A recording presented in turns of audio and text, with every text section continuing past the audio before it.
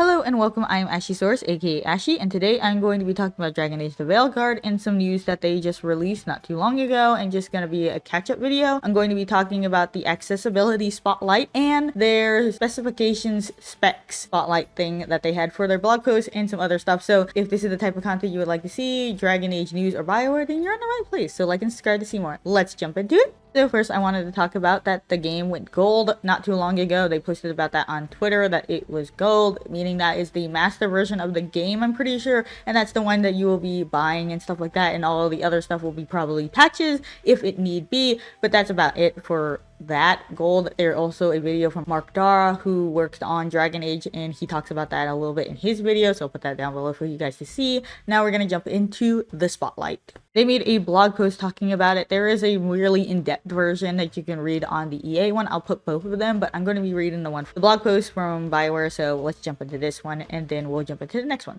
They mentioned that they have multiple difficulty settings. I think I mentioned this in another video, but here it is. There's going to be Storyteller, Keeper, Adventurer, Underdog, Nightmare, and Unbound. So Unbound is, I'm pretty sure, the customization one where you can customize all of the stuff and mess with the gameplay. They said for Storyteller, this will allow you to be able to have that you don't die in the game and stuff like that. You can only check that on that one. And then they have like Keeper, it's more balanced. I think this is more of normal. And then they have Adventurer, and then Underdog, that's probably hard, and then very hard is Nightmare. So those are going to be ones that are going to have multiple things in there. They're going to have balancing for Keeper. They'll have a bunch of different things like reaction times and differences and things like that in there. So you will choose these. I'll put them on the screen with exactly everything that they say, but these are just some notes that I was reading on there. They also talk about the interface in UI and HUD elements that can be changed. They also have a lot of stuff for accessibility, and I'll get into all of these in a moment. They talk about a lot of this in their longer one, but I'll just mention what they have on here on the list. And they say for audio, you can mess with these: 3D audio,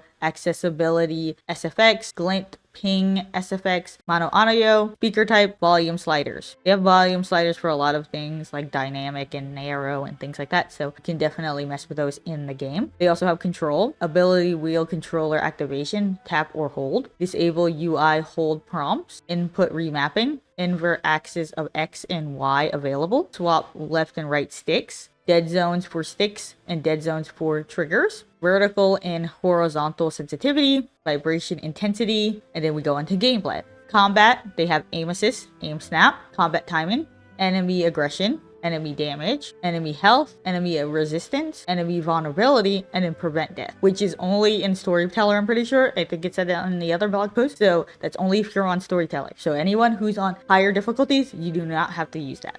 Exploration, frequent autosaving, library, codex, glossary, and missives, object glint distance, object glint visibility, objective marker visibility, pause at any time, waypoint visibility, world and local maps available at all times, visual/UI, camera shake, depth of field, full screen colorblind filters. They have 3 of them. I can't exactly remember which they were, but I'll put them on the screen so you can see them. For Protanopia, Deuteranopia, and Tritanopia. Hideable HUD elements, abilities, damage numbers, hints, minimap, objective tracker, player health, and tutorials. Low health screen effects, motion blur, persistent dot option, range and melee threat indicators, subtitle options, background opacity, speaker name color, subtitle size, UI text size, and vignette. They also mentioned that there is no spiders in this game. I complained a bit about that because that's weird that they're not in Northern Thetis, that they removed spiders as a whole, which is a weird thing. That's why they don't have arachnophobia one. I know some people are praising this and things like that. I just think lore-wise that's a bit weird, and that they also contradict a thing. I'm pretty sure they said that they were going to think about adding an option for that to get rid of spiders, but I think that's weird that you said that and then you remove it, but whatever. That's the whole thing there. I don't really like spiders, so I don't really care about spiders, but I just think as a lore thing and how they're always in all of their games, and everyone ironically dislikes spiders in there, it's just like a running joke, but they removed it, so I just think that's a bit weird. But we're going on to the next thing. Spotlight specs, they talk about going into it and preload times for Dragon Age the Veilguard, so we're going to jump into this where they were talking about PC requirements. So let's jump into that. So jumping in, they have ray tracing on and off. So we're going to start off with ray tracing off in the minimum. For a performance of 1080p with 30 FPS, you can have on low. For the OS, you need 64-bit Windows 11/10 with DirectX 12.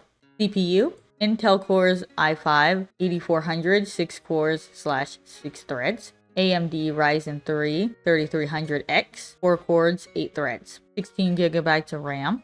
GPU, NVIDIA GTX 970, GTX 1650, AMD Radeon R9 290X, VRAM 4GB, storage 100GB, SSD preferred, HDDR supported. For recommended, you can have the resolutions of 1080p 60fps or 440p 30fps on high in-game graphics. 64-bit Windows 11 and 10 with DirectX 12. Intel Cores i9 9900K. AMD Ryzen 7 3700X.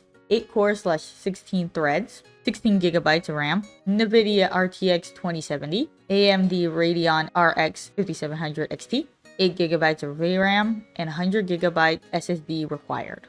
Ultra 2160p 60fps, Ultra in-game graphics, 64-bit Windows 10 or 11 with DirectX 12, Intel Core i9 12900K, AMD Ryzen 9 7950X, 16 cores/24 threads, 16GB of RAM. AMD RTX 4080, AMD RX 7900 XTX, 12GB of VRAM, and 100GB SSD required. Ray tracing on RT Selective, 2160p/30fps, 1440p 60fps. In-game graphics Ultra, 64-bit Windows 11/10 with DirectX 12, Intel Cores i9 9900K, AMD Ryzen 7 3700X, 8 cores, 16 threads, 16GB of RAM, NVIDIA RTX 3080, AMD Ryzen RX 6800 XT, 10GB of VRAM, 100GB required with a SSD. RT on, 1444p, 30fps, in-game graphics Ultra, 64-bit Windows 11/10 with DirectX 12, Intel Cores i9 9900K, AMD Ryzen 7 3700X, 8 cores/16 threads, 16GB of RAM, NVIDIA RTX 3080, AMD Ryzen RX 6800 XT, 10GB of VRAM, and 100GB SSD required. RT on plus Ultra RT, 2160/30fps, in-game graphics Ultra, 64-bit Windows 11/10 with DirectX 12, Intel Core i9 12900K, AMD Ryzen 9 7950X, 16 cores/24 threads, 16GB of RAM, AMD RTX 4080, AMD RX 7900 XTX, 12GB of VRAM, and 100GB SSD required.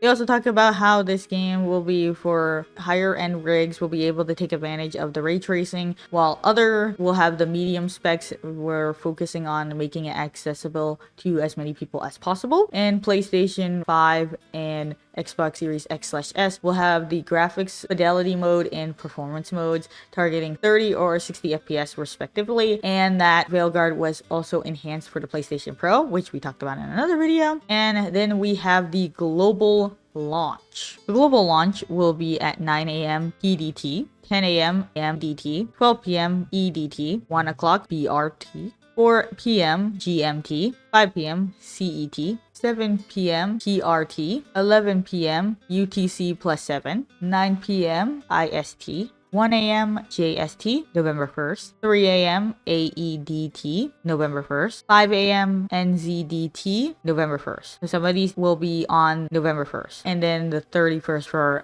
these other places. So that will be the global launching for everyone, and you will not be able to preload the game on PC, probably for good reasonings, you know, data mining and things like that. It will not be able to do that, but on console, for Xbox, it will be the 14th. That was at 9 a.m. PDT, which was yesterday when this blog post released. And then PlayStation 5 will be October 29th at 9 a.m. PDT. And then there's no preloading for PC and will be downloadable and playable on the launch date of October 31st, 9 a.m. PDT. It will also not have Denuvo. So for people who are afraid of it having Denuvo, I'm actually glad because I might get it on PC. And I also only have the recommended specs. So I'm glad that it doesn't have Denuvo because that probably would have made it run much worse than what it would run now.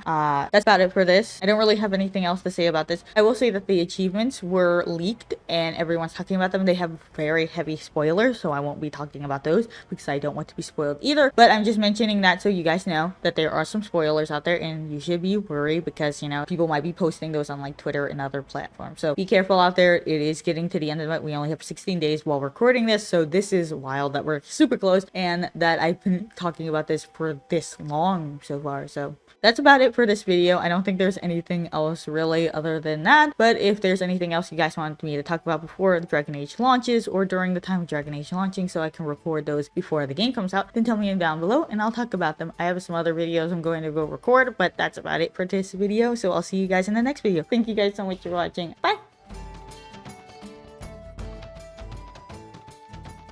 Whoa, whoa, whoa, I'm just a man missing you. Please understand, without you